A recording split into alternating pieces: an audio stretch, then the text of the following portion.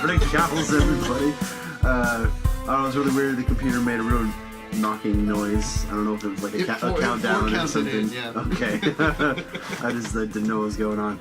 But welcome to another issue of Court of Cowls. This is number 30 for us today. And we have a special one talking about what we think are the top 10 villains of all time in the comic universe. No specific order, but just the top 10 of who we think are the worst. The worst of the worst. Of the worst. Of the worst. The most evil of the evil bad guys. Those guys. Yeah. Or girls, you know. Actually, Do we have any? actually Yeah, not. I don't think that there are any. Actually not. It's the boys' club tonight, apparently. Yeah. That was Nothing but unintentional, sausages. But there you go. So who do we have first, Chris? Chris. Mike? Cody. Matt. And court is in session. I thought that was tonight. I thought that was the villain list. I thought we were just going down the line. Going down the line there. Yeah, fun fact, the top 4 villains are us. So. Yeah. We're so evil. We burn comics. We're now the Legion of Dudes. Yeah, so, okay, we're just jumping right into it. First on the list, I'm going to take General Zod. General Zod is, as you know... Kneel before Zod! Kneel before Zod. He's been in 2 Superman movies thus far. 3 if you count the fact he was basically Doomsday and BVS, but we won't count that. It's a bad dude. I mean, he's Superman with military experience and kind of a chip on his shoulder. He's basically what Superman was supposed to be, like the Kryptonian soldier, kind of. Yeah, I mean, he's... Superman's family were the scientists. Zod was the military. So, I mean, you take somebody with Superman's powers and, you know, kind of the mindset of a soldier, and you get General Zod. He's kind of a bad dude. He's done some bad things in his time. See, I don't know too much about him. Like, just because I've never really known anything about Superman, to be completely honest with you. Well, Zod was always cool because he was the general of the Kryptonian fleets, and like their army military presence was led by Zod. Okay. And Zod was one of the ones that was able to get off of Krypton, you know. But and then like when he found the person that also existed, it was Kal-El, it was Superman, you know. So how many actually got off of the planet?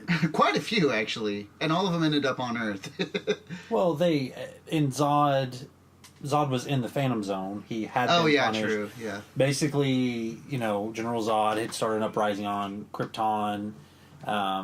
It kind of failed, so they were sentenced to the Phantom Zone.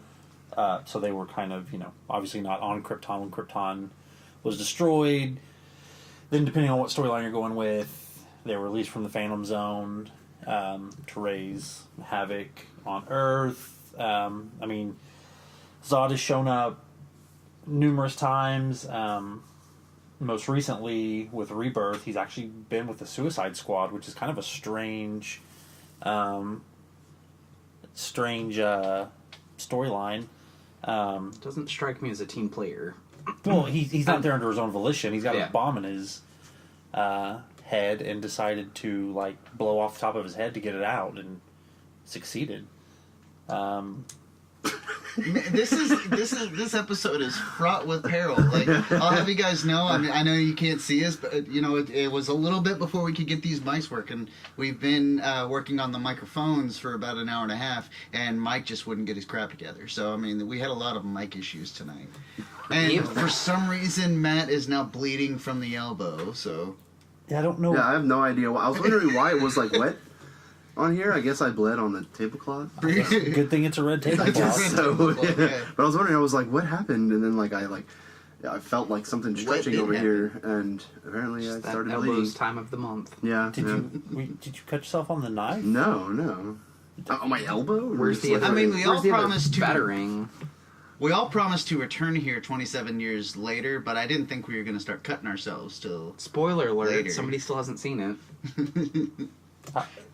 I've seen the original. I know, so I can't talk about it without it being spoiler, but everybody else can, that's fine. Yeah, because that's a just the way it is. Okay, getting back on topic is Yes. somehow or another Zod always escapes. It always starts with the Phantom Zone, which if you're going with the Christopher Reeves movies, which that's where I first knew about Zod. Yeah. That's why I do, Kneel Before Zod.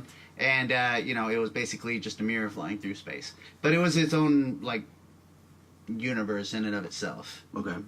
And, So it was like a universe within a universe? Yeah. Okay. It's basically like a universe created, like a sister. It's like the same thing they use in the Lego Batman movie. Yeah. That's Yeah. exactly. I'm Yeah. pretty sure. It's called Yeah. the Phantom Yeah. Zone. Okay. Yeah. Okay. I get it. Yeah. Is there a little stoplight? in there? Yes. Yes, there is. I've never There been is, there, so I actually? can only. No. Oh, I can. okay. I was like, Well, seriously? None of us have ever seen it, so it's kind of Schrodinger's cat. There's no. There could or could not be a stoplight. Well, they've never shown it like in the comics. In the or comics, when you're in the Phantom Zone, it's basically just like a pocket dimension that you get put in, and it's the Phantom Zone because basically like when you go in there, you're not like a whole person. You're a ghost basically. Yeah. So like you're just kind of floating through like nothingness. and you're not tangible. You can't grab a beer. You're just kind of there. And they've used it in the Injustice comics. Think about the Lost Souls room in Beetlejuice. So is it kind of like the Speed Force? I mean, without being the home of some sort of power. Yeah. Yes, I guess it's just it was a prison basically that Jor-El kind of created to store the criminals of Krypton in, and that's where they were put. And it kind of puts you in like almost a stasis where you in the Phantom Zone you can't hurt anybody. Okay. Because you're not a physical tangible. Yeah, you're Yeah. just You're not a tangible. spirit almost. And I mean how it changes from going in and going out to having a physical form, I don't know, but I mean in New 52 Crypto jumped into it, but it wasn't Crypto, and it was weird. And Mon-El was in there for a while because he's allergic to Daxamites are allergic to lead on Earth. So when he came to Earth, he was just poisoned because there's lead everywhere. The Teen Titans are in it in the Injustice verse Yeah. because Superman punched Superboy real hard and he was gonna die. So he's like, "I'll let you guys go in the Phantom Zone. You'll stay out of my way and you won't die." Yeah. And so that's where they ended up. So, but the most famous inhabitant is Zod and Ursa and the big dude, right? Is that his name? Frank. Yep, Frank. Yeah. Nig Knock. Yep. Ursa, Fiora, Mm-hmm. yeah, and Non. So those are kind of his cohorts and Okay. stuff. All right. So It's a girl and a Makes guy. sense. yeah, big dumb guy And Zod. and Zod. Yeah. So there You you remember go. the Superman movie? The guy that's and he just makes throat noises. No. Okay, what's him? There you But that's go. Zod. I've never read him in a comic book. He's never popped up for me. But I think that's why he's so low on the list because he's very important to the Superman movie verse. But I haven't seen him much in the comics myself. There you go. All right, Mike, who's next on the list? We have Doctor Doom of Latvia, right? Mm-hmm. Is that how you pronounce his Latveria? Latveria or something? I think it's Latveria. Latveria. Yeah. Some weird place across the ocean front there. But he has is it a full blown metal exo body now and everything like that? Mhm. Well, Has it always been it's armor. It's like a suit of armor that he's enhanced with magical powers basically. Yeah. He's mixed sorcery and technology together to become, in my opinion, one of the most badass villains ever. I think Doctor Doom is easily the most underrated villain ever, and it is a. He's a hard villain to get across, to get over. I think he's amazing, and it is a freaking shame that he's tied to the Fantastic Four, so he cannot show up in a good movie. Yeah. They have not done him justice in a movie.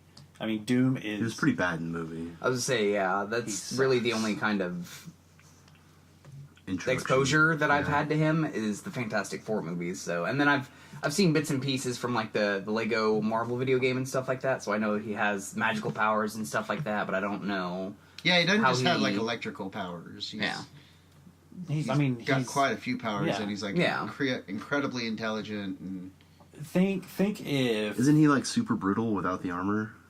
He's never really without the armor. I would say I've never seen him because basically when he's in the armor, like he's like imbued with so many spells and stuff that he basically is immortal in the armor. Okay. Like, he doesn't eat, he doesn't drink, he doesn't sleep. Like as long as he's in the armor, he's like untouchable. Yeah. And the thing is, I mean, honestly, calling him a villain, I think, is a bit short-sighted because I feel like he is. In his mind, what he does is for the greater good. And even going back to a storyline I'm going to look up while I'm talking because I can't remember the name of it, basically, what do we do? Like, how do we get the perfect Earth? Like, what do we do to get the perfect Earth? Mm-hmm. And it wasn't we eliminate crime. It wasn't we kill all the bad guys. The perfect Earth was let Dr. Doom run it. Yeah. When he was in charge, it would have been perfect. Like he's the one guy that, when the bad guy goes on their spiel and I'm going to take over the world because I can make it better. I'm going to rebuild it in my image. He's the one dude that if he did that, it would be a better world. Yeah. And I mean he's an egomaniac. He hates Reed Richards because he was jealous of him in college. But I mean really, I think, given the right circumstance, Dr. Doom could make the Marvel Universe perfect. Mm-hmm. And if it wasn't for his kind of ego getting in the way of that, I think that he could accomplish what he wants to do. Yeah. He's Tony Stark meets Doctor Strange. Yeah. He got the technology, he's got the magic, put them together, and you've got one of the most badass characters ever. Right. And for the record, one of my favorite stories ever was a Spider-Man story where somebody tries to assassinate Doom as he's coming into the U.S. He has diplomatic immunity because he's a foreign leader. The leader of the foreign nation. And like, there's just this whole fight, and it turns out that Captain America is actually like undercover as one of his soldiers. And Doom says something. He always talks in third person, which is cool, but like he says something and like his speech bubble looks different from everybody else, and Spider-Man's like, well, why? Like, how do you sound different when you say that? Like, why do you look different when you say that? And it's because his like speech bubble's different. It's been a while since I read it, but it was just really cool, like kind of breaking the fourth wall. As an idea, yeah. Yeah, so it was really cool. But I mean, Dr. Doom has stolen the power cosmic from Silver Surfer. Mm-hmm. He went toe-to-toe with Thanos. Didn't work out very well for him. He had one of the Infinity Stones for a little bit, right? At one point? Sure, we'll go with that. I don't I love me some Dr. Doom. I think he is a criminally underutilized villain that... forcibly underutilized? Criminally. Like, he's just... No, I mean, like he's forcibly underutilized because he's tied to a certain universe? I believe so. I believe it's... I mean...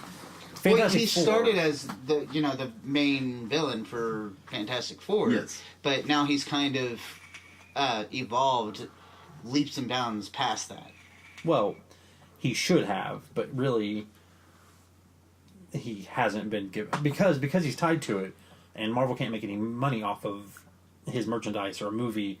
They're not going to put anything behind him. Yeah. That's why I personally think he should be something more than just a freaking Fantastic Four villain or just a background character. I mean, I think he, when you got Thanos at the center of the Marvel universe, basically being the baddest bad guy, Doctor Doom, I think is a much more interesting character. Aren't they doing a Doom movie? I thought they were doing one. There was like a fan made trailer. Yeah. There was like a fan made trailer online. I think it's still there. But I know what you're talking about. Yeah. Because I remember seeing it. And I was excited, but then I found out it was like fan. Fake. Yeah. Who we got next, Cody? All right, moving right along, heading back over to DC, and we're going to talk about Hush. Which I have no idea I literally know nothing about this character. Hush is one thing I love about DC is you don't just get a character. You always get a character and their environment. So, like, you always got, Spider-Man got you Spider-Man in New York. Superman got you Superman in Metropolis. Batman in Gotham City. Aquaman in Atlantis. Hush is really a big part of his overall story. There's a big, famous story.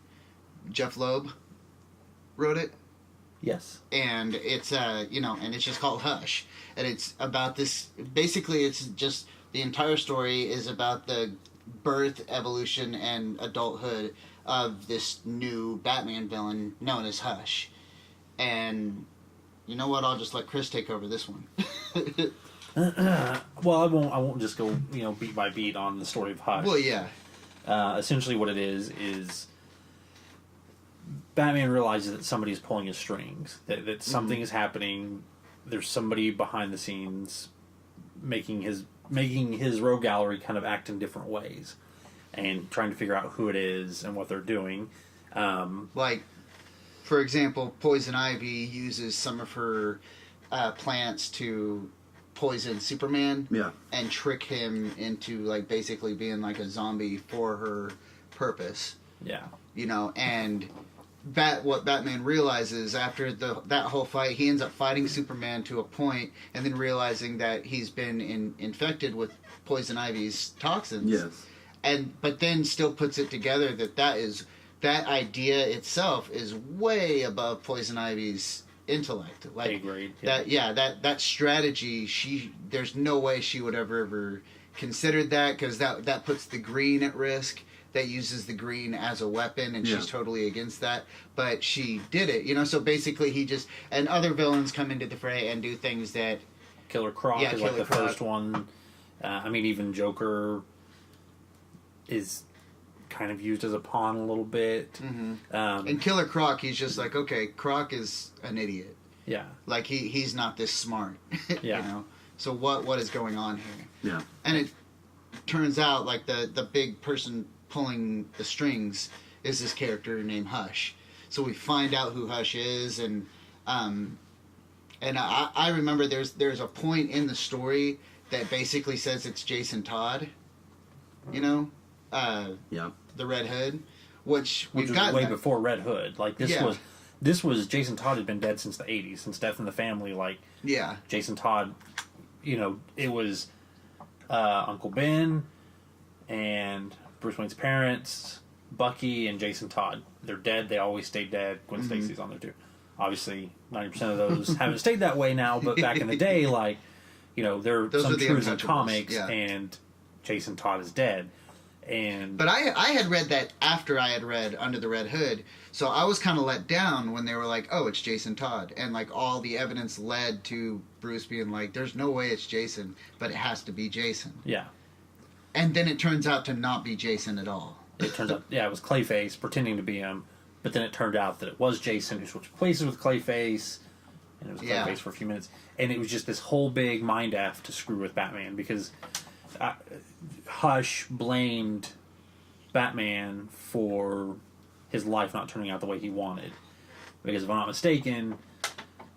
Because they knew each other as children. Yes, they were good friends as children. Then his parents were in a car accident. Bruce's father tried to save them. Took him in. Well, tried to save his parents. Like, they were in this horrible car accident. He was a surgeon, I believe. Father didn't make it, mother did, and things didn't go the way he wanted. So, basically, the whole story of Hush was the story of his childhood friend who had just orchestrated this huge plan. He, at one point, Batman's swinging through the city, cuts his rope, and he crashes. He's messed up, and he subconsciously calls for his friend who's a surgeon to fix him, and that starts this whole chain of events and stuff. But even after that, even after Hush, which was arguably one of the best Batman stories of all time, they did Hush Returns, which was arguably not one of the best stories of all time. Oh, yeah. But even why? It just wasn't very good. Was it written by the same? It was. I'm not even going to pretend to tell you who it was written by because I don't remember off the top of my head. Right. The story, it's hard to like recreate something so good. Yeah. This one was weird. Lightning in a bottle. Yeah, it had Prometheus and Green Arrow in it. Yeah. So they tried, but... Yeah, and Joker went back to the circus and some midgets, and it was really weird. But, I mean, it wasn't terrible, don't get me wrong, but comparing one to the other, there was no comparison. But when he came back, shortly before Batman died, like, that was some of the best storytelling, in my opinion, because he'd actually changed his body. Like, he'd, like, performed plastic surgery on himself to look like Bruce Wayne. And had done a whole bunch of terrible stuff. That's pretty crazy. He'd removed Catwoman's heart, just to mess with Batman. Yeah. But he, like... But this plan for him to be Hush and to be the best villain that Batman had ever seen started as a child, and he stuck with it his entire life. So it was like a long time obsession. Like, it turned out that, like, the car crash ended up being, like, caused by him. Yeah, he'd, like, cut the brake lines or something, and all this stuff to, like, inherit Bruce the got fortune. everything. Yeah. Yeah. So... My introduction to him was in Arkham City. Yeah. Really? Mm-hmm. Mine too, actually. Like, that was... I played Arkham City before I read that book. I've never read it, which is obviously something I need to read. Absolutely. I will send it with you tonight. Yeah. Okay. Jeff Loeb did Hush, Yeah. The Long Halloween, and... They did a lot of stuff. Yeah. Jeff Loeb and Tim Sale. But last thing I'll say on Hush, which I think was a complete coincidence, but ended up turning out perfect. When Batman died in Final Crisis, the Outsiders and Alfred basically like held Hush hostage and made him pretend to be Bruce Wayne because he looked like him. Yeah. So like his security detail was like all these superheroes, like making him go, making him like make public appearances to keep up that Bruce was alive, Yeah. that he wasn't and dead. aware. Yeah, and it was some of the most interesting storytelling I'd seen in a while because it's not something that I have ever read before. So that's my Hush Yeah. Alright.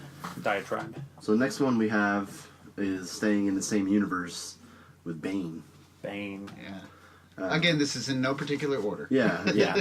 There's no order to this. It's just top 10 evil people that we believe are The evilest. the top, Villains. like the 1% of villains. Yeah. They're 1%ers. They all 1%ers. ride motorcycles now. That's a true story. And Bane is another character that, I mean, the only backstory that I know for him was in the Batman movies, other than, what was it, Batman Forever? Yeah. That does not count. Well, it counts. It's out there, so it Yeah. if it's out there, it's canon, I guess, is the rule. But that's the only thing that I really know about him is that he grew up down in that prison, I guess you could say, and he was the one who escaped, and now he's just a badass, beefy dude who wants to beat Batman up and take over a city. I mean, you're not far off there. I mean, If we're going completely realistic, then yes. But going into like the comic book aspect of it, there's a lot more to it than that. The whole he didn't in the comics he didn't escape the prison. He became like the baddest dude in the yard, and they just let him out because he was too ferocious. Yeah. Like, I mean, this is a guy that his mother or father was like such an evil person that he got incarcerated, and they died. Or it was his mother because she died after giving birth to him, and the prison sentence was carried out by him from birth. Yeah, so like it even shows him in Nightfall, which is like his big claim to fame. Yeah. Which is this long, like 6-volume, like big series. But yeah, it shows him as a kid with a teddy bear, and every now and then, like, he would just go into a room with the teddy bear and pull out a shiv, and like gut someone and put the shiv back in the teddy bear. nice. You know, so at one point they locked him in a cell and deprived him of his senses. Like that in the movie when he's saying, like, you know, you think the shadows are your allies. Yeah. And that whole thing was because it insinuates, because it shows him like walk into the prison cell in the book as like a 6-year-old and then come out 18 years old. So it insinuates that he's been in pitch darkness, deprived of senses for that long. Okay. You know, but That makes sense. so basically when he got out, he had this entire prison that believed in him, you know, and he still had, he was so I can't think of the word, but basically institutionalized. Yeah. That he thought that what you do is you go out and you beat the biggest, baddest guy in the yard. So he went to Gotham, and the biggest, baddest guy in the yard is Batman. Yeah. You know, but one thing they really didn't touch on in the movies is that he had this stuff called Venom. That like all his tubes are hooked up to, and he hits this button on his chest, and the venom goes into his body and basically turns him into the Hulk. It's basically like a drug that turns him into the Hulk. That's what I remember him from the animated series. Yeah. Was like, you know, hitting the button and just like roid raging, basically, and just destroying everything. And then that's pretty much what Venom was. Snapping Batman's back. Yeah, I mean that's his most famous claim to fame. Is that iconic picture of him. Yeah, he's got a holding Batman. Yeah. But the thing is, I mean, Bane is not just this bruiser. Like the lead up to that is outstanding. Because Bane deduced who Batman was. It was Bruce Wayne. Simply by, this is, you know, age, height, these are the only things. He clearly has to live, blah, blah, blah. Yeah, they never touch on the fact that he's really smart. Yeah, he's incredibly smart. I mean, he deduced who it was, and he realized that just going up to him and picking a fight would not work the way he wanted. So he basically, like, broke everybody out of Arkham.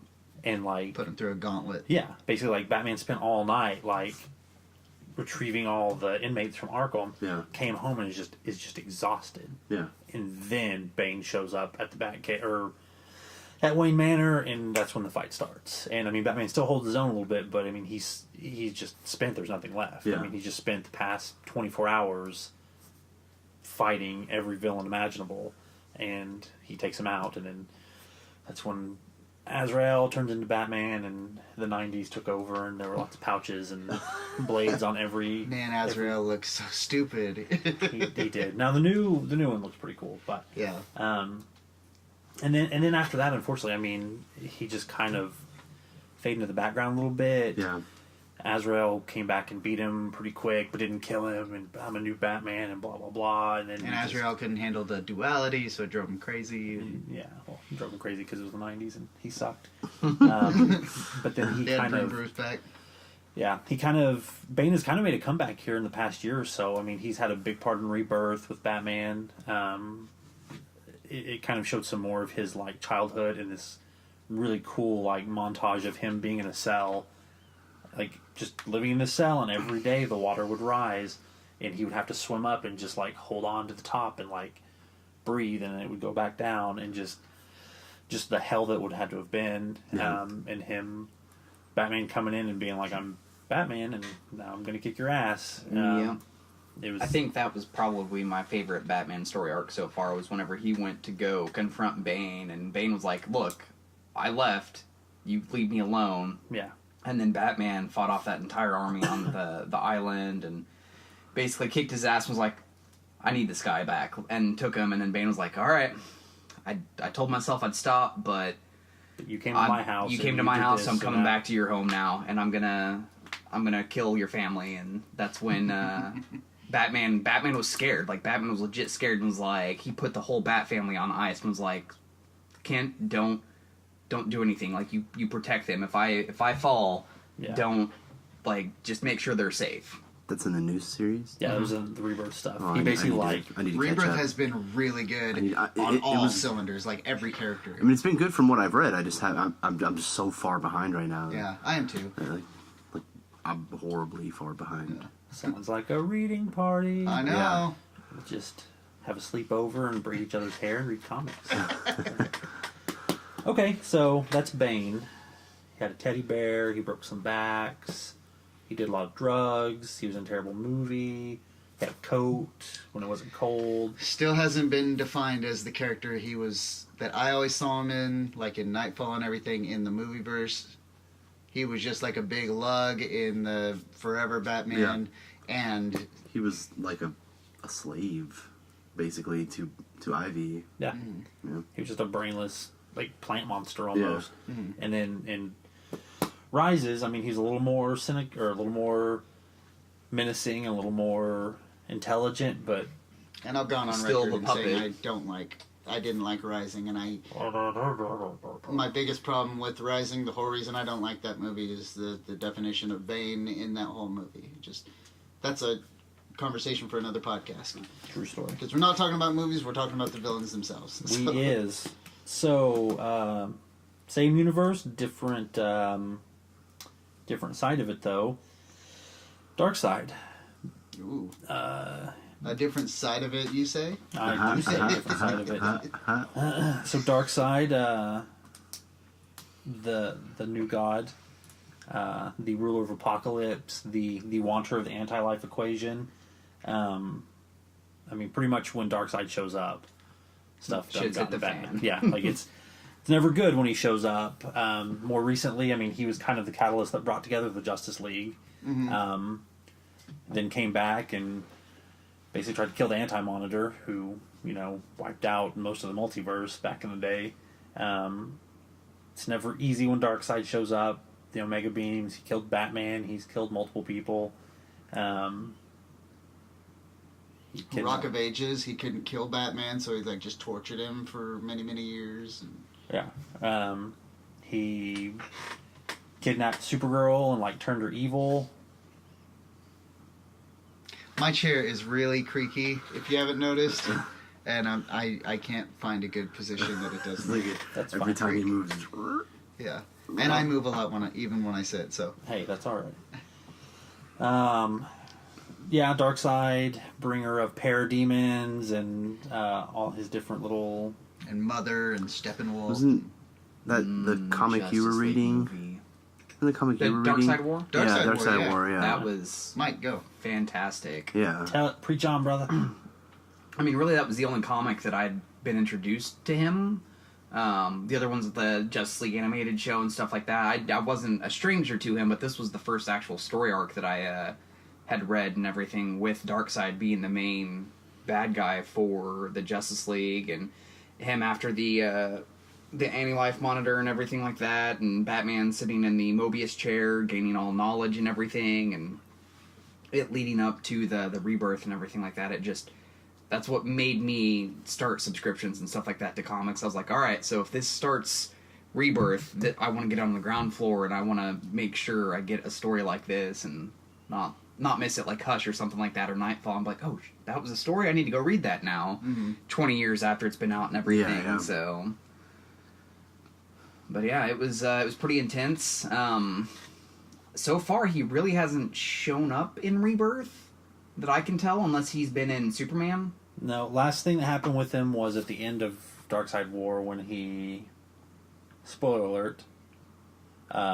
When he's defeated, and then his daughter... Yeah, that and then turns Gale him into is... a baby, and she's like, I'm going to raise him to be good, like he should have been, and now he's just a baby, last I saw.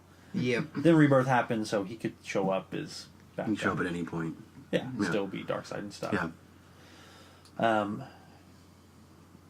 Yeah. I mean, the last big thing besides Darkseid War was Final Crisis, which, I mean, is it's when Batman died and stuff. But that one was Grant Morrison, so that right there makes it super weird. But basically, like, the new gods were, like, souls and had, like, human hosts, and then kind of turned in, because it was,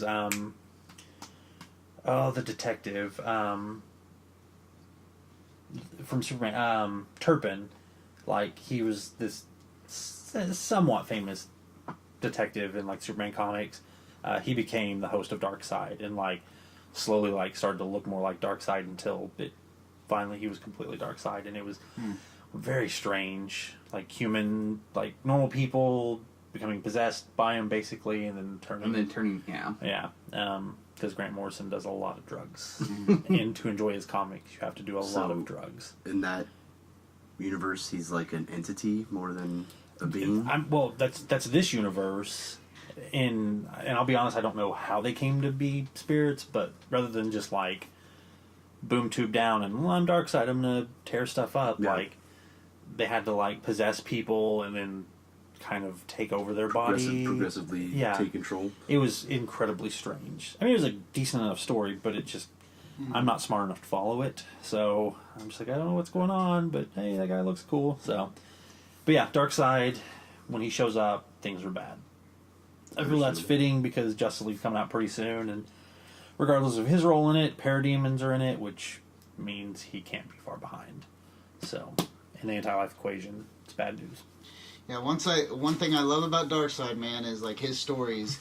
Usually, it's a very long time before he even shows up. Like he first the Onslaught, then Steppenwolf or Mother, come in, and then it's Darkseid. In Earth 2, he completely takes Granny over. Goodness. Huh? Granny Goodness. Granny Goodness. Yeah, I'm sorry. I couldn't remember her name either. You mean Granny Num Nums? But in the Earth 2 storyline, he completely takes over the Earth successfully. You never even see him. Yeah. Yeah, he's not a I'm gonna go rob a bank villain. He's not a I'm gonna, go beat up Superman because I'm pissed off for some reason. He's I want to turn Earth into a fire pit. Yeah, he's the harbinger of the apocalypse itself. Yeah. He's just evil. There's no redeeming quality. There's no slight good side in there. He's just evil. Just a bad dude. Yeah. So, there you go. Next on the list, we have a little bit of a backwards or reverse. We have the Reverse Flash. Yeah. Good old Thawne. See aboard Thawne. Super awesome. Also a little bit confusing whenever you get into the whole aspect of time travel and everything like that. How the Flash was already there, but then at a certain point, whenever Eobard knew who the Flash was, he decided to go back and kill his parents and then created the Flash, basically. So, love the whole time paradox thing. And really, he's kind of one of those villains that is never stayed dead, even though you've seen him blatantly die, like in Rebirth. Well, because he's from the future and always goes back to the past and dies, so he still has to get born. So he's a paradoxical character. Yeah. So he always has a way of existing. Yeah. The reverse speed force as well. Chris was kind of telling me about it and everything like that, and I'm sure he'll chime in just a second about it. But in the button, when he touched the button and everything like that, he basically got zapped into a skeleton, and Flash and Batman took the cosmic treadmill and everything like that, and was trying to find out what was going on, and ran into him about to go run into Batman for the first time and beat him and touch the button and everything like that. Was like they had caught each other in the Inside Speed the Force, in the Speed Force stream and everything like that, and they were trying to warn him that this was going to kill him. And then in I think like Flash 22 or something like that, or 25, or no, I guess it was like 25 or 20, anywhere between 25 and 27, where Barry is looking at his skeleton going like, I wish there was something I could have done and everything like that, but he's still like just right there, regenerated like right after Barry left and everything. Do you want to chime in on because you were telling me about the reverse Speed Force thing and how it basically keeps him alive no matter like how dead he is or whatever. Well, he's like a walking time paradox. Okay. Mm-hmm. So like, you can kill him, but there's always another him around. Like, he just kind of not immortal, but he can always come back. He's always going to be born. Anytime somebody wants to use him, Yeah. the last one that you killed was not the last one, Yeah. or the one that's here now was 2 seconds before you killed him, or whatever they want to do with him. So he's such a dick. Like, he's driven by hatred. Yeah, like he hates Barry. Like, that's And you're caught up on the Flash for Rebirth and everything, right? Or are you Negatory goes okay? I'm still a little ways behind. I'm trying to see. Reading that, it was kind of cool to see that Eobard was actually driven by Barry, how Barry was dead before or whatever at this point and everything like that, but was fascinated by the history of the Flash, was like, I want to save people, but there's no burning building, so I'm going to set it on fire, and I'm going to save people and be the hero and everything. Yeah. And then Barry ended up time traveling to that point and everything like that, and met him and was super excited and was like, hey, like, let me teach you these things and everything. And then Barry found out that he was the one causing the problems and everything like that, and kind of disowned him and everything and drove him mad.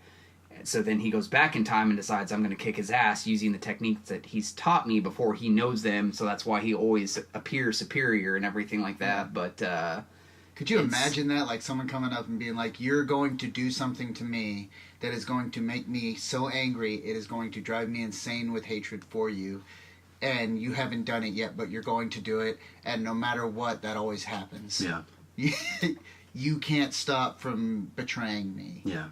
It's just a crazy idea. Like the whole Flashpoint storyline, like that one of the most important important DC stories, period, is, for the most part, Flash thinks that Reverse Flash has done something, that Thawne has done all this stuff. But, you know, by the end of it, like, Thawne explains all of it to him, and he was like, "Hey, you know what? You know what's funny? I didn't do any of this. I'm the paradox here. Yeah. I didn't cause any of this. I'm just allowed to exist in it. You caused all of this." Yeah. You know? And he just wants to kill him so it destroys the universe. It's just good stuff. Yeah. Evil. Yeah. He is a jerk. Eobard Thawne. Okay, the next one we are going with a personal favorite of mine is Wilson Fisk. I think he should be higher up on the list. Just a because list that has no numerical value at all? Yes. It doesn't have a value, but in accordance to what Chris says, is he should be lower. I think he should be higher just based off the fact that he knows that everybody knows, but he still does it. And it's in a more realistic atmosphere, as opposed to having, you know, flying contraptions or, you know, immortality or, you know, anything like that. It's a dude who literally came from nothing and is now this crime lord, city owner, basically. He just does whatever he wants. Like, I mean, he's tried to, like, go good. You see, like, portions of him, and I thought they did a really good job in the show of showing the fact that he actually is compassionate. But everything else just keeps pulling him back to being the bad guy all the time. And I think that is more terrifying. Someone who willingly knows who he is and is open about who he is, and not being, you know, a quote-unquote fictional being. Okay. All right. That's my reasoning for it. I think that's great. Yeah. Yeah, it is. You call me wrong or whatever, but no, that's great. Right. I think it's very, very hard to, in the comic book world, to pull off the mafioso type villain, and for people to care. Yeah. You know, like you got Hammerhead, you got Tombstone, you got the Calzone. What's his name in the Batman world?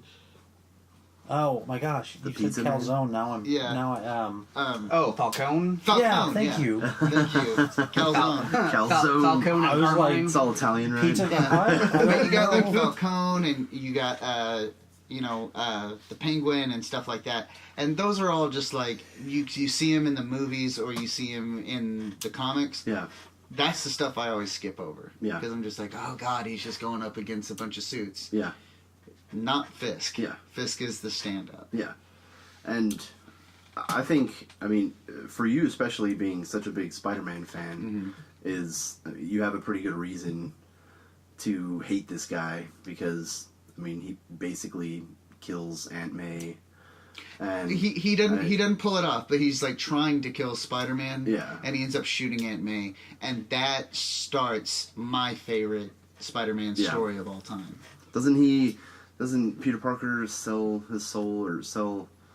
That's Brandon Day. Does something to so it starts to bring Aunt May back. It starts back in Black. Yeah, and that's a version of Spider-Man that he hasn't even seen before. Yeah, and he ends up like basically doing it. It was basically like Spider-Man as a DC character. Yeah, because he's all dark and mopey, and he's like investigates it and basically does all this Batman stuff to find out who was behind assassinating, shooting Aunt May, and finds out that it's Fisk, and they have this big like fight inside of a prison, and it's epic, and by the end of it, he's like, look, Fisk, because Fisk does this from prison. He Yeah, actually orders the hit. It shows his like prison Peter cell. Parker, and he brings himself out, like he says who he is. He goes in there as Spider-Man and surrounds everyone. He's like, this suit, and he's in the black suit. That's why it's called Back in Black. Yeah. He's like, this suit represents a part of me that I never wanted to see again, with the symbiote, a visceral side of me that I wanted to see, but I'm not here to bring you down. Yeah. And he takes off his suit down to like just his pants, and it's Peter Parker, and he's like, I am. And then they just start the fight, and then he tells Fisk, like, basically, your heart is linked to her heart monitor. If she flatlines, you flatline. Yeah. Don't you ever come after my family again. Yeah. That could have been awesome, but the next story was Brand New Day. Yeah. Which, he... Turns into whiny Peter Parker. Yeah, he basically strikes a deal with... was it Mephisto? Yes, it was Mephisto. Yeah, with Mephisto that says, like, hey, you can have her back... But I'm going to take something from you. Yeah, but I got to take something from you, and it basically is just a retcon. Yeah. Like they just convince everyone forgets who Peter Parker is, Spider-Man. Yeah. But Mary Jane is alive. Aunt May's alive. Yeah. Mary Jane. They say it dissolves their marriage, like Mary Jane. That's right. Yeah. It dissolves their marriage. So he doesn't get Mary Jane, but everyone forgets. Yeah. Yeah. And Aunt May's back. And Aunt May's alive. Okay. Yeah. Even so though basically it was just a retcon. Yeah. It was stupid, but the Back in Black thing was amazing. And yeah, look, Wilson Fisk is a great villain.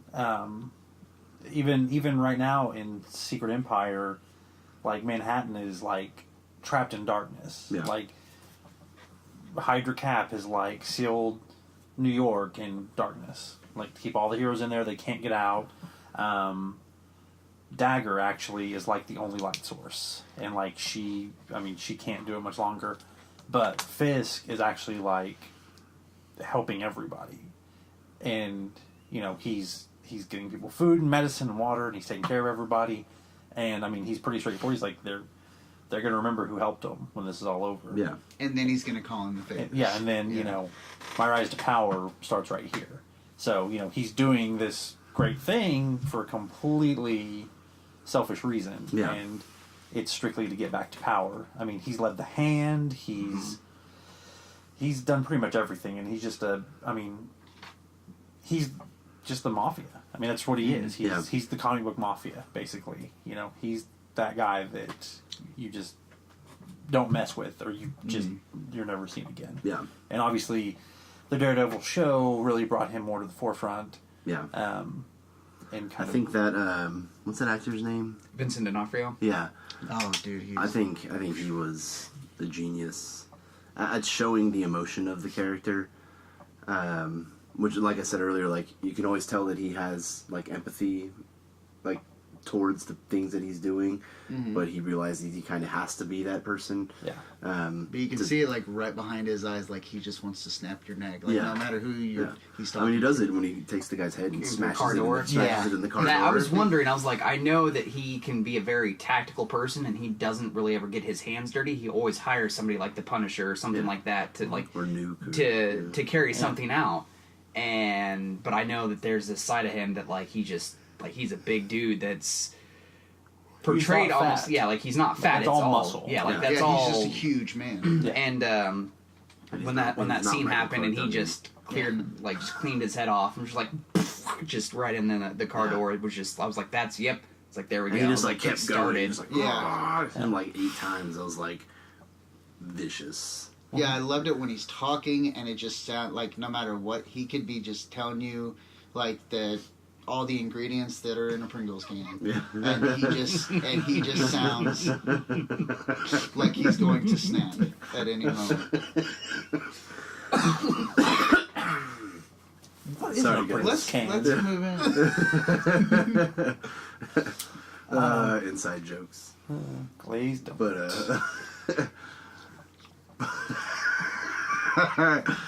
you can't even look at us anymore. The next one that we have again, I've never really been a part of the Superman universe. Is Lex Luthor. Good old which Lex. is, I mean, I know he's crazy and he has a super awesome suit that's like impenetrable by Superman or whatever. I don't know what the suit means and how it makes him more relevant of a villain. I mean, he But, just has like, a battle suit. It's powered by kryptonite. It's meant to make him more formidable against Superman, like toe to toe. Yeah. Because I mean, most of the time Lex is not. I'm gonna go punch Superman. It's manipulating. It's the same way with Fisk, like manipulation, trying to buy somebody or buy that Yeah. kryptonite to give to somebody who can use it effectively against him. yeah. I mean, Lex is. But he's motivations- really strong. Like, he has worked himself to, like, the pinnacle of human physique. And then he's one of the third or fourth or fifth or sixth smartest people in the world. He's anti-Batman. Yeah. I mean, really, when you think about it, he's Yeah. he's physically Yeah. incredibly fit. He's a genius. He's the pinnacle of human evolution. And that's why he hates Superman. Because Superman is stronger, better, faster, stronger. Then he gets over that hump because he's not human. Yeah. And this is as far as Lex can get, with just human genetics. Like, this is just the strength of humanity. So he can never reach Superman's strength. So does he become a supervillain out of jealousy? He hates Superman because he feels that the human race has come to rely on Superman. Okay. Rather than us strive for greatness, Yeah. we rely on Someone else to somebody save us. else to do it for Yeah. us. And I mean, Lex, well, I could cure cancer if it wasn't for Superman. I could end world hunger if it wasn't for Superman. And the thing is, he could do all these things. And in actually that comic on my wall right there, it's Adventure Comics #1 because nobody can see what I'm pointing at because Yeah. this is an audio recording. Superboy's like, you always talk about all these things you could do if it wasn't for Superman. Why don't you do them? And his sister is wheelchair bound, very emaciated. Emaciated. That's made up a word. Cool. So he's like, okay, go get these things for me. Superboy runs off, gets him, comes back, just in this little farmhouse, basically, just whips up this little thing, gives it to her. Boom. She's fine. She's lucid. She's walking. She's great. Lasts for a few minutes, then she's back in there. And it just proves, I mean, if Lex wanted to, he could completely transform the world. He could turn it into utopia. Yeah. And the simple fact that he won't is because he hates Superman. Like, He won't do it, So because... he's like another version of Doom. kind of. Yeah. Without the mystical powers. Yeah, in the third basically person. But that's the thing, is Lex won't do mystical. Like, it's all got to be something that he is capable of doing with... He doesn't need help from, like, a mystical force. Well, His human ingenuity his will get suit him is there. powered by kryptonite. Yeah.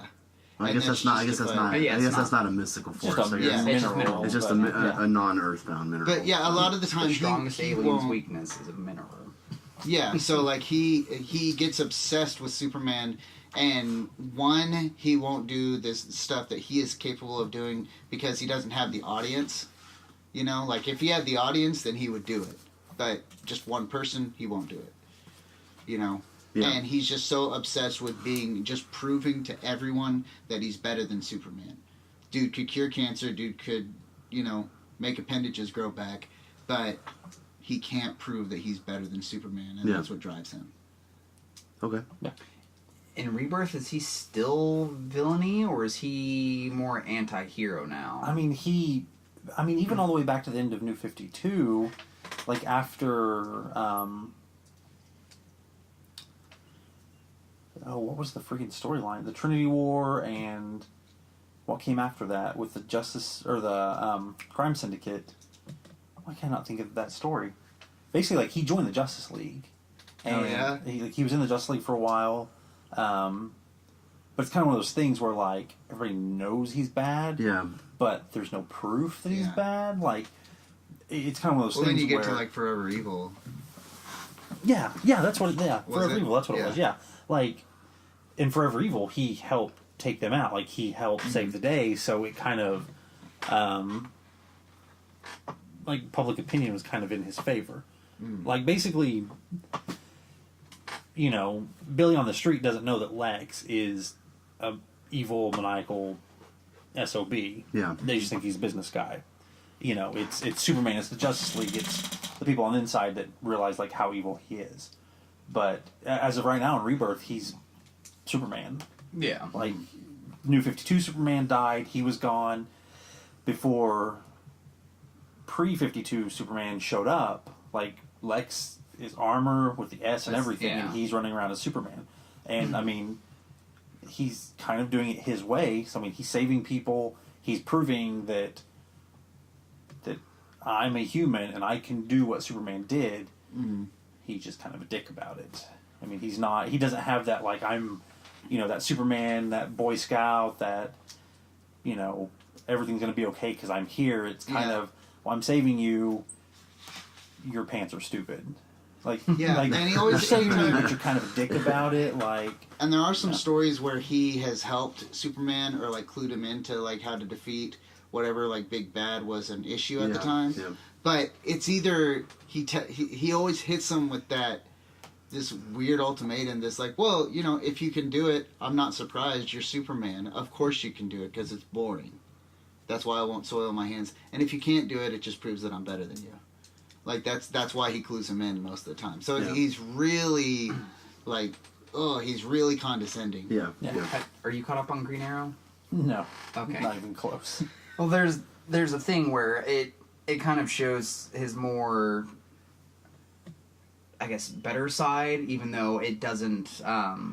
Basically, the Ninth Circle like hacked the LexCorp and everything like that. So all of the spendings of every employee and everything like that, had it been a friendly nighttime partner or anything like that, it was up on the internet and everything like that. And Green Arrow came by and was like, you know, I know you work with the Ninth or the Inner Circle and everything like that. And he was like, no, yeah, they did come to me, but I didn't want anything to do with it or whatever. He's like, well, then they're going to come at you. And employees started jumping out of the building and everything like that, trying to commit suicide because every private thing in their life, every naughty time thing that they did was now up in the public and everything like that. Wow. And Superman's flying around trying to save people, and Green Arrow notices it and starts saving people and everything like that. So he gets in the good graces of Superman again, but Lex also helps him out and everything like that, and then donates like $1 billion to redo the security for it and everything like that, and try and help out anybody financially that they can do and everything like that and everything. And he just came out like a nice guy in that scenario, and I was like,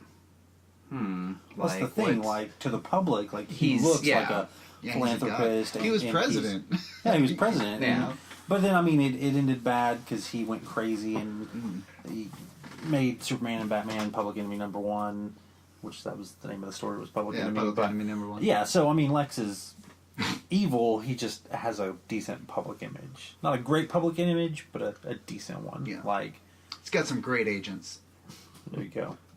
So, speaking of green, not arrows, but goblins. Yeah. Green Goblin. Next up on our list, second from last if you've been counting, number 9 if you will, or number 2, depending on how you're counting this list. But still in no particular order. Ninth person we've talked about tonight. There you go. Norman Osborn, the Green Goblin. Yeah, buddy. Spider-Man. Played by Willem Dafoe in the movie, and then Chris something in the Amazing Spider-Man. Yeah. I don't know. The dude who's in the Muppet movie. Yeah. So yeah, Green Goblin. That's what he's known for. The dude in the Muppet October Sky, that American Beauty, but it's the Muppet movie. Oh, see, so you know what I'm talking about. Yeah. So, all right. He sung a song. The angry dad from every movie that's like, no, you're not going to be friends with the black team. And like, you know, becomes friends with the black team. And he's like, maybe my old-fashioned ways are not for the... Anyways, that's a whole different character. Apparently so. So Green Goblin, the crazy alter ego of Norman Osborn. That's why I had an idea of doing podcasts. That's why we all thought of it. You're not wrong there. The man responsible if not the cause of Gwen Stacy's death. Nope. How not? He threw her off a bridge. Yeah. Well, Spider-Man needs better aim. What? He caught her. Yeah. And snapped her back because he caught her Snapped her wrong. neck. Yeah, but, Same shit. but if he hadn't thrown her off the bridge, he wouldn't have had to have caught her. So he's What came first, responsible. the chicken or It's the just egg? water. You know that the only 20% of people who jump off a bridge into water die, right? I don't think that's an accurate statistic. You can't just but- throw a percent in there and then act like that's statistics. 80% of statistics are fake. So, Green Goblin, crazy, killed a lot of people. I looked up all the people he killed. There was a bunch. There were some animals in there. Class hamster. Killed his cat. Yeah, Yeah. killed cats and dogs and hamsters and probably. Still not as bad as Fisk. Well, You're gonna go in the damn grave with that one, aren't you? yeah, folks, we had a long discussion before this about who was worse, Green Goblin or Wilson Fisk. Yeah, So- we had a long debate, and we now know that Matt is a master debater. So, Master. Maybe a master baiter, but I am Capital M. I'm a cunning linguist. So, we would like to hear what you guys think. Who's the better villain, Wilson Fisk or Norman Osborn? Yeah. So, And why? and why? Yes, and not just because Chris is always right. And not That's just not a good because you only know one of them. I mean, You if they should know both of them. In this day and age, you should easily know both of them. Especially if you're listening to this podcast. Yeah. But if you If only you're know one of the one, 26 people that do. But, I mean, like, they've both oh, been... we got some new followers. Yes. We're up to 26. Hey, let's go ahead and... I just want to put a pin in it just for a sec and say that Chris's super cool video reached 500 views. That's super cool. And I'm really happy about that. 500. Congrats. Yep. 500 people wasted 3 minutes of their life. That's There all were right. some super cool minifigs. Super- I've cool. wasted a lot more time than 3 minutes on YouTube, believe me. I've wasted all my time on YouTube. Yeah, exactly. I don't know why I have cable anymore. Like, I'll just look stuff up on Is it really a Yeah. waste of time though? And it'll just loop different random videos I and mean, such. Easter eggs of I'll start a video, go to the bathroom, come back, and be like, how the hell did we get to this? Oh, that's Yeah. kind of interesting. Okay. Like, it just takes you down the rabbit hole, and you're like, oh, cool. Like this, just turned into a rabbit hole. So, speaking of rabbits, Green Goblin is a bad dude. Yeah, there's so many different versions of Green Goblin, but it's always Norman Osborn. And just think of if... Honestly, the way I see Norman Osborn is if Joker and Batman were the exact same character, were the same person. That's how I would see Osborn. Because he's got the tech, but he also has the duality. And if you really want to go deep cuts, and this is really like 90s deep cuts, he's driven insane by Demogoblin, which is like a parallel dimension demon that is like, that's where he gets his images from and like the way he looks. But, I mean, just like Batman, he has different military outposts and HQs, like secret headquarters all around the city. That's how Hobgoblin comes to be. He's got a big evil empire. He drives his son Harry insane and gets his son to follow after his legacy. He's super strong, super goofy, and super awesome. And he has a satchel full of pumpkin bombs. Mm-hmm. And looks scary as hell. So, and as Osborn, I mean, he led S.H.I.E.L.D. for a while. He took over. He created his own Avengers. Used them to kind of carry out his own nefarious plots to do what he wanted. And just was banana crazy. So Mike, who was last on our list? But yeah, Green Goblin, he's... real quick, I just want to say, if you ever want to read a good Green Goblin story, read American Son. That is an awesome story. Really focuses on Norman Osborn and Harry. And Harry's trying to like get out of life with his girlfriend who is pregnant. So he's like trying to get his life together for his kid. And then it turns out it is not his kid, that his girlfriend has been cheating on him with his dad. Jerry. And dude, it is a wonderful story. It's freaky. Green Goblin has also, just as Norman Osborn, not even as Green Goblin, successfully created his own team of supervillains and the Thunderbolts. They were able to take over S.H.I.E.L.D. at one point. Freaking S.H.I.E.L.D. You know? Yep. Yeah, he's done a lot of things. And, I mean, he killed Ben Reilly, which I think everyone was kind of excited about that. Yay, Because it ended the clone saga. But Boo, clones. Scarlet Spider I always really liked, but I hated the storyline behind him. He was visually a cool character. Yes. Hey, Mike. Who's left? I don't know. I've never heard of this villain. This is something that you kind of wrote down here. Yocker. I think that's Yocker. The Yocker. It sounds like an insult. Yocker. That's fantastic. last on the list, but not least in any way, shape, or form. The Joker. I mean, where do you even start with the Joker? He's the freaking Joker. He killed Jason Todd. Crime. He crippled Barbara Gordon and raped her just to prove that you can drive somebody insane, and tortured Jim Gordon, killed Jim Gordon's wife, second wife, Sarah, by dropping a baby. Then when she went to catch it, just put one in her head. That one I did not know. Killed entire crowds of people numerous times. Yeah, I mean, he's... Killed a guy because... Slap you crazy with a smiling fish. Yeah. He'll do that too. In the animated series, he even killed... In a 90s children's cartoon, he killed a guy because he thought that guy killed Batman. I mean, come on. Yeah. I mean, he's...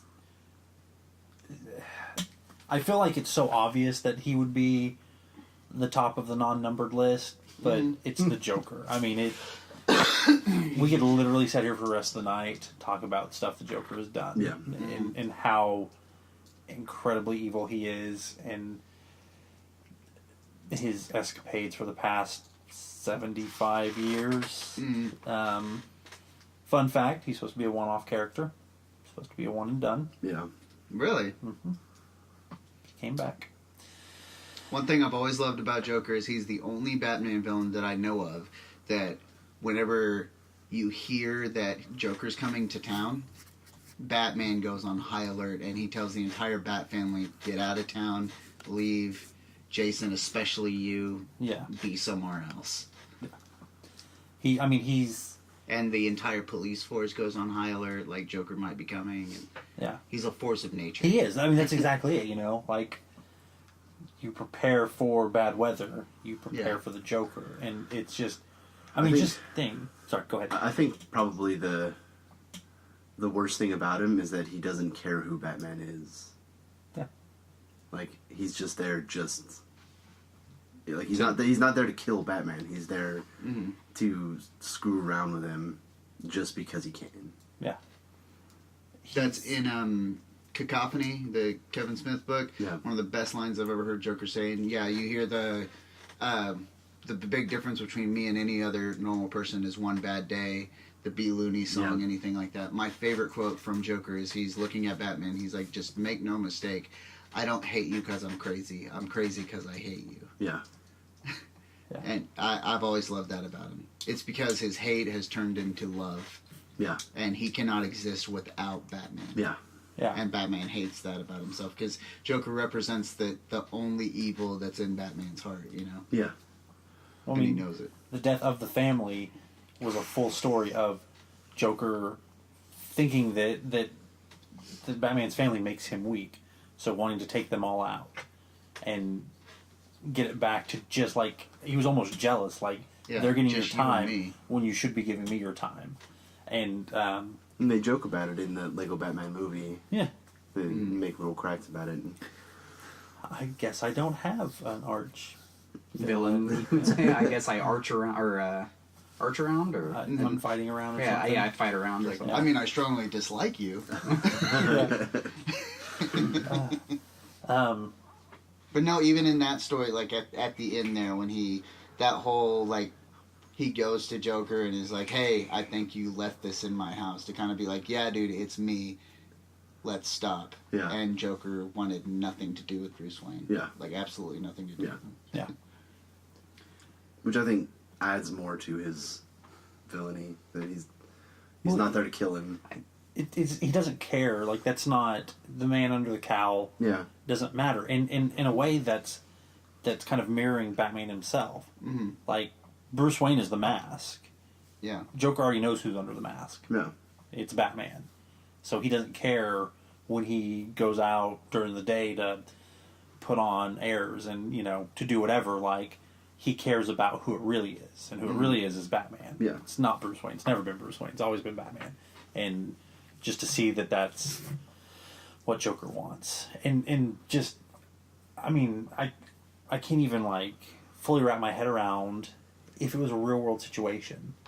Like, can you imagine the news tomorrow night, like, this homicidal force of nature is coming back into town, and you have no idea, like, when he's going to pop up. Where he's going to pop up. Is he just going to knock on your door and, cut your arm off? Is he going to come in and make you breakfast? Show you a magic trick? Yeah, like, and that's the thing, like, you don't know, like...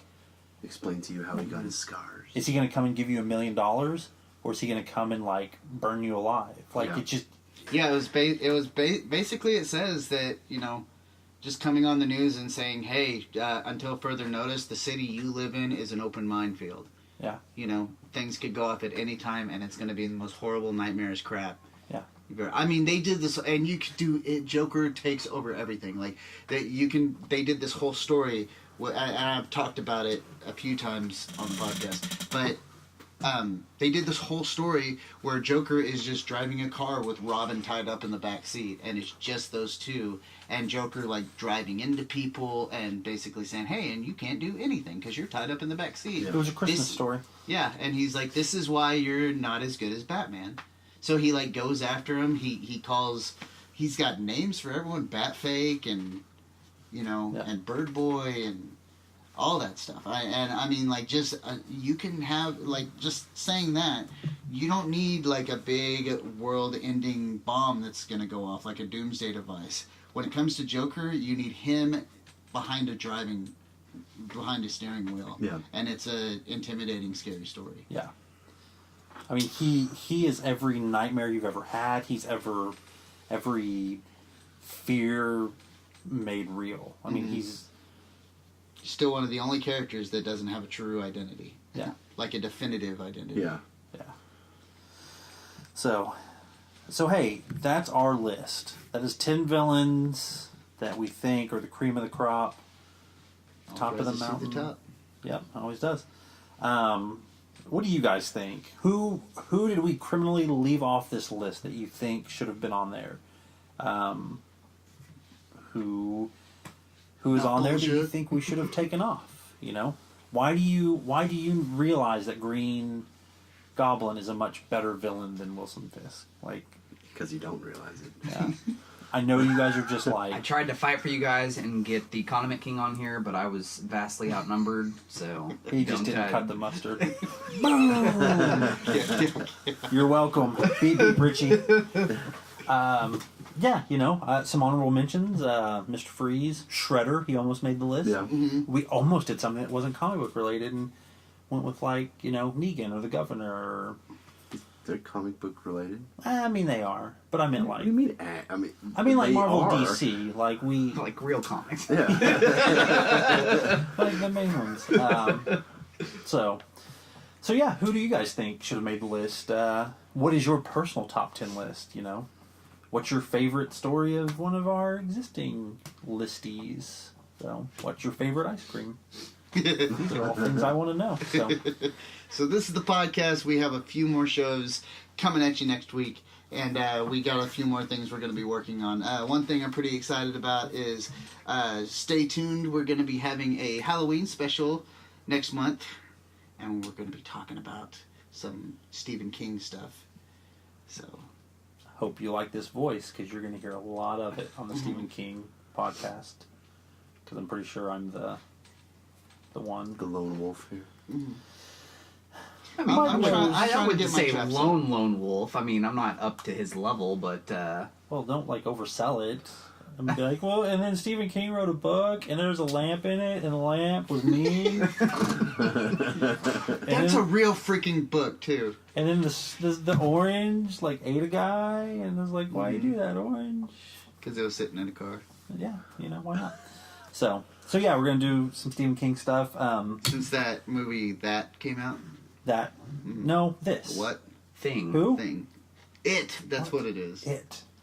It's all about Cousin It coming into fruition and coming into his empire. If you've not seen here. it, you've been told by 1,000 people before you listen to this podcast to go see it. So make that 1,001.